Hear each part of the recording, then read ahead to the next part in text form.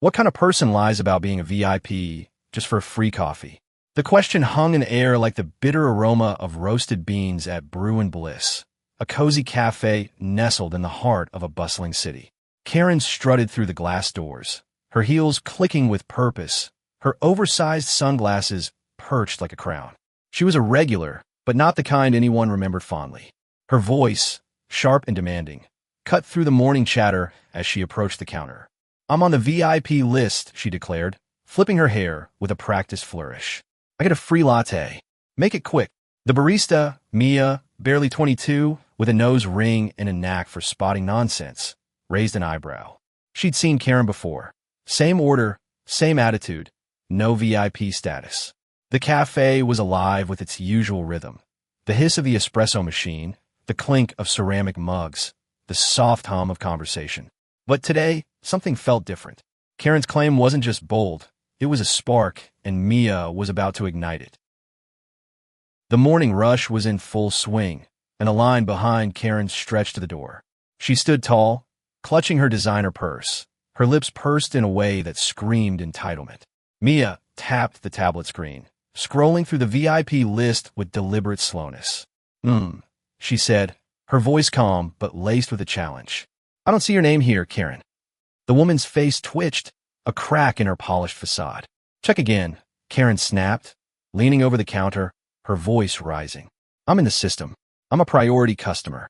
Mia's eyes flicked up, meeting Karen's with a cool, unyielding stare. The cafe grew quieter, heads turning, sensing the brewing tension. A man in a suit paused mid-sip, his eyes darting between the two women. A college student with earbuds pulled one out, leaning closer. The air thickened, charged with anticipation.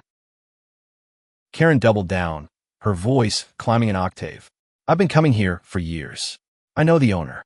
You're new, aren't you? You don't know how this works." Mia, unfazed, leaned back, crossing her arms. "I've been here long enough to know the VIP list is exclusive, and you're not on it." The words landed like a slap, and Karen's cheeks flushed a furious red. She wasn't used to being challenged, especially not by a barista half her age. The crowd murmured, a low ripple of amusement and disbelief. A woman in a yoga outfit smirked, whispering to her friend. Karen's eyes darted around, catching the glances, the barely concealed grins. She wasn't just losing face, she was losing control. Mia held her ground, her voice steady but sharp. "If you're VIP, you have a code or an email confirmation." "Got one." Karen fumbled with her phone, her fingers trembling as she scrolled through emails, her confidence unraveling. The cafe was now a stage, and Karen was center spotlight, but not in the way she'd planned. She muttered something about checking with corporate, but her words were drowned out by the growing hum of the crowd. A teenager in the corner snorted, and Karen shot him a glare. Mia, sensing the shift, leaned forward. "Look, Karen, you're a regular. You come in every week, order a skim latte, and tip 50 cents. Let's not make this a thing." The crowd erupted in soft laughter, and Karen's face burned hotter. She wasn't just exposed, she was cornered. The tension snapped like a taut wire when Karen slammed her purse on the counter. "This is outrageous. I demand to speak to your manager." Her voice was a screech now, drawing every eye in the room. Mia didn't flinch. "Manager's not in, but I can get you a latte. $5, same as always." The crowd's laughter grew louder, a wave of mockery that crashed over Karen's fragile ego.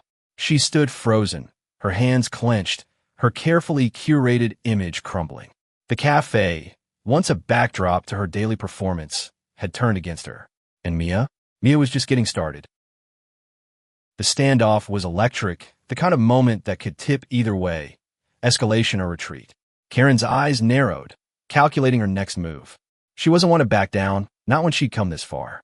But Mia's calm defiance was a wall she couldn't scale. The barista's words had stripped away the VIP fantasy, leaving Karen raw and exposed. The crowd's amusement was a chorus, amplifying her humiliation. A man in a flannel shirt chuckled, shaking his head. "Some people," he muttered, loud enough for Karen to hear. Her lips trembled, but she wasn't ready to surrender. Not yet. She straightened, her voice dropping to a dangerous low. "You'll regret this," she said, pointing a manicured finger at Mia. The threat hung heavy, but Mia just smiled, unfazed. "Next in line, please," she called, dismissing Karen like she was nothing more than steam rising from a fresh pour. Karen's exit was anything but graceful. She stormed toward the door, her heels stomping, her purse swinging wildly. The crowd parted, their eyes following her like a spotlight. The glass door swung shut behind her, but the cafe buzzed with the aftermath. Mia turned back to the tablet, her fingers flying over the screen as she rang up the next order. But her heart was racing. She'd stood up to Karen, but something told her this wasn't over. Karen wasn't the type to let a public slight go unanswered. The cafe settled back into its rhythm, but the air still crackled with the echo of the confrontation. Outside, Karen stood on the sidewalk, her phone pressed to her ear, already plotting her next move. The game was far from over. Karen didn't waste time licking her wounds. By noon, she was back at her pristine suburban home, perched at her marble kitchen island, her laptop open and her fingers flying across the keyboard. She was crafting a scathing email to Brew in Bliss's corporate office, her words dripping with indignation. "Unacceptable treatment," she typed, "discrimination against loyal customers." She painted herself as the victim, a VIP wronged by an insolent barista. But as she hit send, a flicker of doubt crossed her mind. Mia's words had cut deeper than she'd expected. "You're regular. Skim latte, 50-cent tip." The truth stung because it was undeniable. Karen wasn't special. Not at Brew and Bliss, not anywhere. But admitting that was unthinkable. She needed to reclaim her power, and she knew exactly how. By the next morning, Karen was back at the cafe, but this time, she wasn't alone. She'd rallied two friends, Lydia and Claire, both cut from the same cloth of privilege and self-importance. They swept through the doors like a storm front, their designer bags gleaming under the cafe's soft lights. Mia was behind the counter again, her apron stained with espresso grounds, her face betraying no surprise. The cafe was quieter today, a handful of regulars scattered across tables. But the atmosphere shifted the moment Karen's trio arrived. "We're here to speak to the manager," Karen announced, her voice loud enough to turn heads. Mia glanced up, her expression neutral. "Like I said yesterday, manager's not in, but I'm happy to help." Her tone was polite, but the challenge in her eyes was unmistakable. Lydia, with her pearl earrings and pinched expression, stepped forward. "This is about your behavior yesterday. You humiliated my friend in front of everyone. That's not how you treat customers." Claire nodded, her lips tight. "We're all VIPs, and we expect an apology." Mia's lips twitched, a hint of a smile she quickly suppressed. "VIPs, huh? Let me check the list." She tapped the tablet again, her movements deliberate, almost theatrical. The cafe's regulars watched, some hiding grins behind their mugs. Karen's face was a mask of confidence, but her hands betrayed her, fidgeting with her purse strap. Mia scrolled, then looked up. "Nope, none of you are on here, but I can get you lattes. $15 for 3. The crowd's reaction was immediate. A soft chuckle from a woman in the corner, a cough that sounded suspiciously like a laugh from a man at the counter. Karen's face reddened, but she pressed on. "This is ridiculous. I've already contacted corporate. They'll have your job for this." Mia shrugged, unfazed. "Corporate knows the VIP list. They also know I follow protocol." The standoff was escalating, and the cafe was once again a stage. But then came the twist. A delivery guy pushed through the door, a stack of boxes in his arms. "Order for Mia?" he called, oblivious to the tension. Mia's eyes lit up. "Right here," she said, stepping away from the counter. The boxes were from a local bakery, a surprise for the staff, paid for by Mia herself to boost morale. The regulars clapped, a spontaneous burst of warmth that shifted the room's energy. Karen and her friends stood frozen, their righteous anger suddenly out of place. The delivery was a small thing, but it changed everything. The cafe's loyalty swung firmly to Mia, the barista who'd quietly spent her own money to treat her coworkers. Karen's claim to importance felt hollow by comparison. Lydia and Claire exchanged uneasy glances, their resolve wavering. Karen, however, was undeterred. "This isn't over," she hissed, turning on her heel. Her friends followed, but their steps lacked the confidence of their entrance. The cafe buzzed with chatter as they left, the regulars swapping stories about Mia's kindness. "She's always been solid," one said. "Not like that Karen lady," another added. Outside, Karen's mind raced. Corporate hadn't responded yet, but she wasn't done. She'd find another way to make Mia pay. Back at Brew and Bliss, Mia stacked the bakery boxes behind the counter, her hand steady, but her mind alert. She knew Karen's type: relentless, vindictive. The email to corporate was just the start. Mia had worked too hard to let someone like Karen unravel her. She'd grown up in a rough neighborhood, scraping by on scholarships and part-time jobs to put herself through college. Brew and Bliss wasn't just a job. It was her community, her proof that she could rise above her past. Karen's lies threatened that, and Mia wasn't about to let her win. As she served the next customer, her smile was genuine, but her eyes scanned the door. She was ready for whatever came next. The next day, the cafe was packed, the air thick with the scent of coffee and anticipation. Word of Karen's meltdown had spread, amplified by whispers and social media. A few regulars had posted about it on X, their posts laced with humor and hashtags like Karen versus Barista. Karen, unaware of her viral infamy, was plotting her next move. She'd spent the night digging through old emails, desperate for proof of her VIP status. She found nothing, but that didn't stop her. She decided to escalate things, calling in a favor from a friend who claimed to know the cafe's regional manager. By mid-morning, she was back, alone this time, her face a mask of determination. She didn't bother with the VIP claim. Instead, she went straight for the jugular. "I want to file a formal complaint," she said, her voice low and venomous. Mia, wiping down the counter, didn't miss a beat. "Complaint forms are online. I can give you the link." Karen's eyes narrowed. "You think you're untouchable, don't you?" Mia met her gaze, her voice steady. "I think I'm doing my job. You want a latte or not?" The crowd watched, phones discreetly raised, capturing every word. Karen leaned closer, her voice dropping to a whisper. "I know people. You'll be out of here by the end of the week." Mia's heart skipped, but her face gave nothing away. She'd dealt with bullies before, schoolyard taunts, dismissive professors, entitled customers. Karen was just another in a long line. But this felt different. Karen's threat carried weight, and Mia could feel the stakes rising. The confrontation was interrupted by a new arrival, a man in a crisp suit, his badge identifying him as Tom, the regional manager. Karen's face lit up, a predator sensing victory. "Finally," she said, stepping toward him. "I'm Karen, the one who emailed corporate. This barista has been harassing me." Tom's expression was unreadable as he glanced between Karen and Mia. The cafe went silent, every ear straining to hear. Mia's stomach twisted, but she stood tall, her hands clasped behind her back. Tom pulled out his phone, scrolling through something, likely Karen's email. "Let's take this to the back," he said, his tone neutral. Karen shot Mia a triumphant look as she followed him, her heels clicking like a countdown. In the cramped back office, Karen launched into her story, embellishing every detail. Mia had insulted her, humiliated her, refused her rightful perks. Tom listened, his face impassive, taking notes. Mia, called in after, told her side. Calm, factual, no embellishments. She mentioned the VIP list, Karen's lack of proof, the crowd's reaction. Tom nodded, his eyes flicking to his phone again. "I'll need to review the footage," he said, referring to the cafe's security cameras. Karen's confidence faltered for a split second, but she recovered quickly. "Good. You'll see how rude she was." Mia said nothing, her mind racing. She trusted the truth, but she knew how people like Karen could twist it.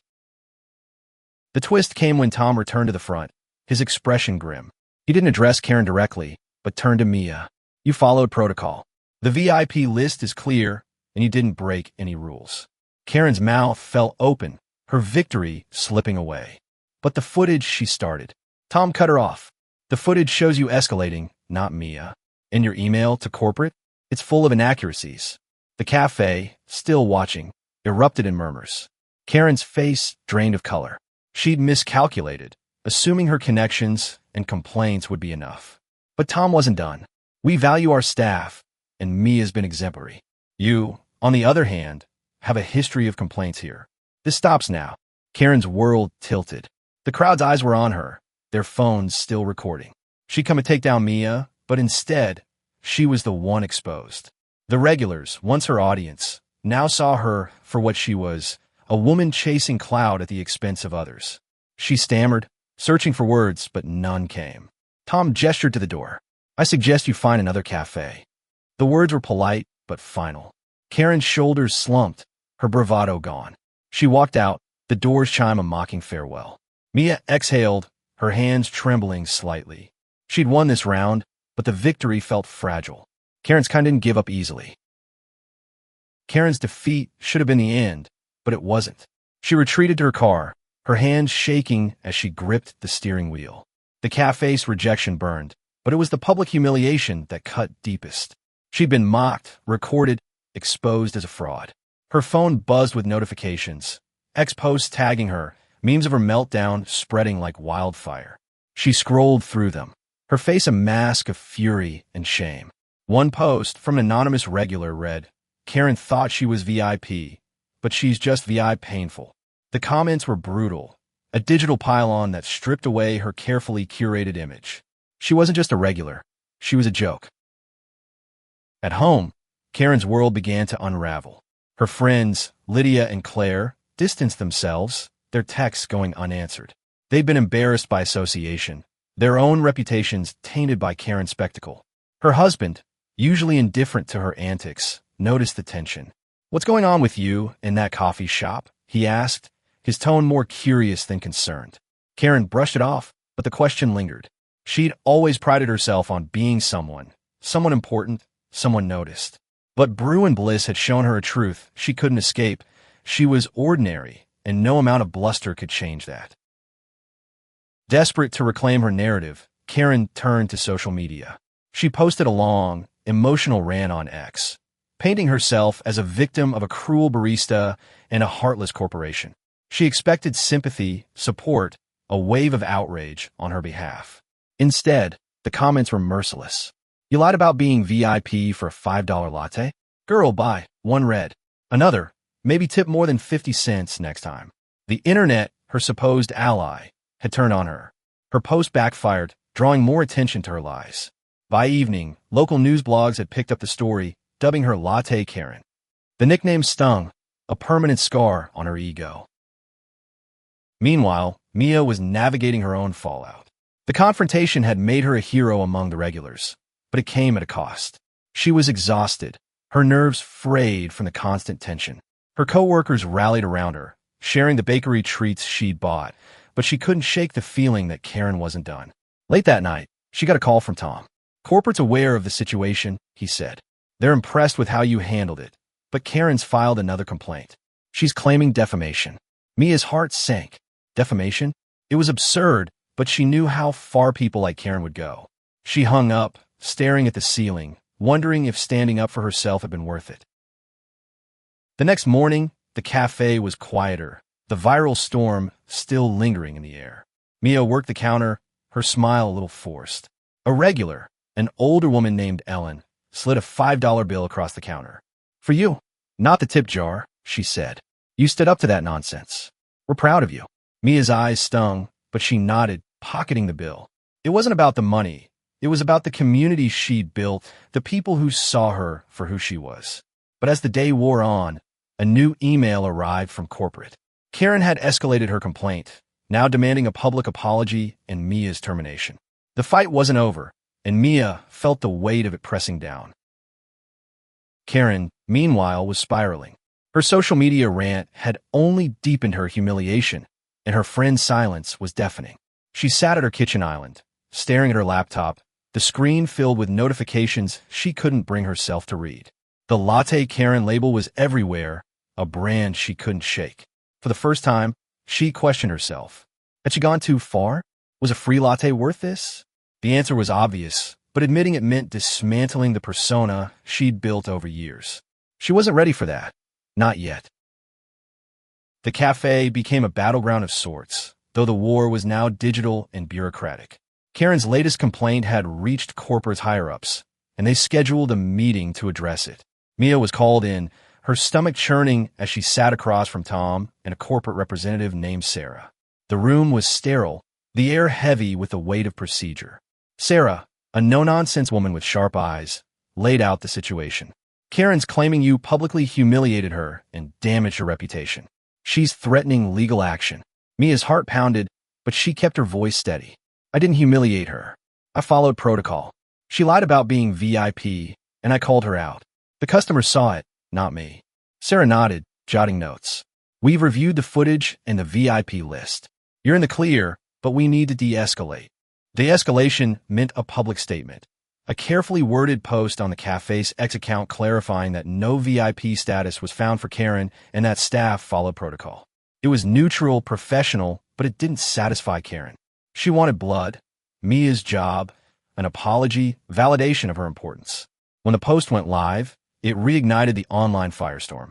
Comments poured in, most supporting Mia, but a few rallied behind Karen, calling the cafe elitist and unfair. The divide was stark, and Mia felt caught in the middle. She wasn't just fighting Karen anymore. She was fighting a narrative, a perception that could outlast the truth. Back at home, Karen's obsession grew. She spent hours refreshing X, reading every comment, every blog post, every meme.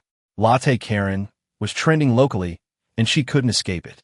Her husband, now fully aware of the debacle, tried to reason with her. Let it go, Karen. It's a coffee shop. You're making it worse. But she couldn't. It wasn't about the latte anymore. It was about her identity, her need to be seen as more than ordinary.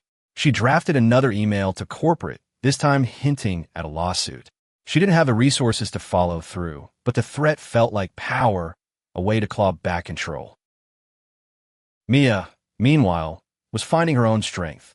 The regular support bolstered her, their small gestures, extra tips, kind words, even a handwritten note left on a napkin, reminding her why she loved Bruin Bliss. But the stress was taking a toll. She'd started having nightmares, waking up with her heart racing, imagining Karen storming back with a lawyer. Tom noticed her strain and pulled her aside. You're doing great, Mia. Don't let her get in your head. But Karen was already there, a shadow Mia couldn't shake. She began to question herself. Had she been too harsh? Could she have handled it differently? The doubt was new, and it scared her. The turning point came unexpectedly.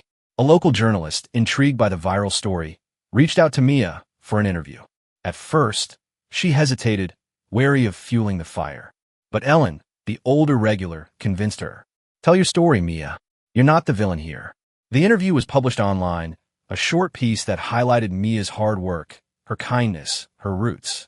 It painted her as the underdog, a young woman standing up to entitlement with quiet strength.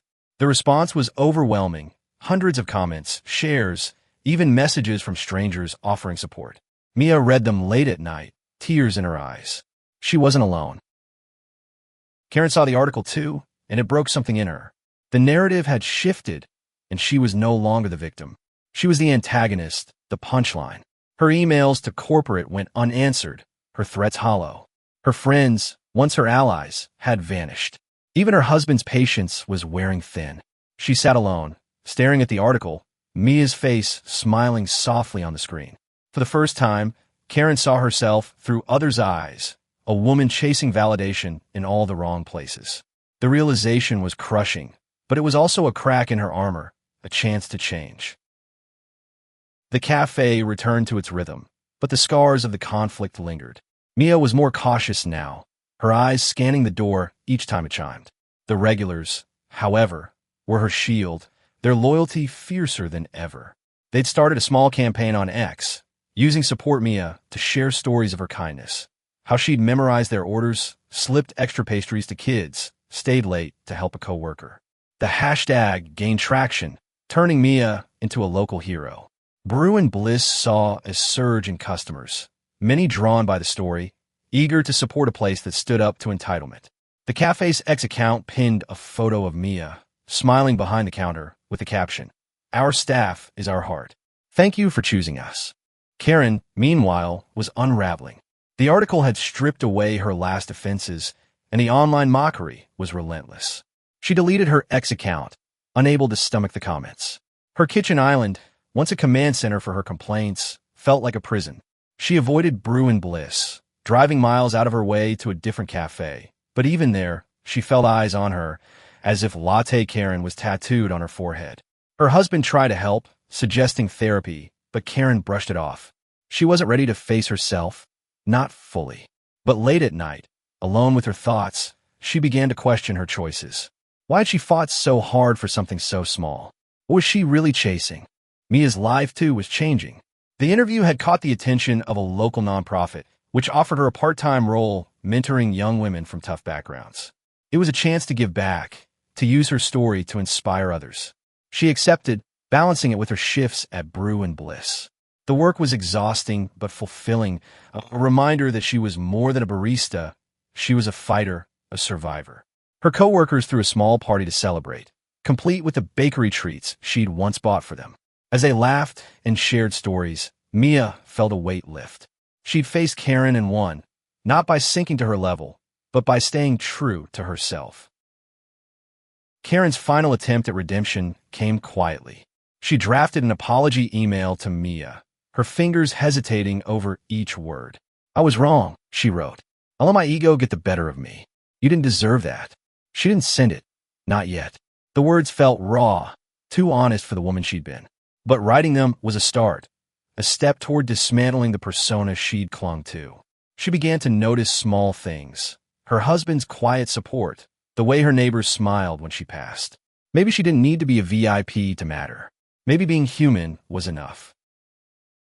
Back at Brew and Bliss, Mia was closing up one evening when she found a note slipped under the door. It was unsigned, but the handwriting was meticulous, almost apologetic. "You're good at what you do," it read. "Keep shining." Mia smiled, tucking it into her pocket. She didn't know if it was from Karen or someone else, but it didn't matter.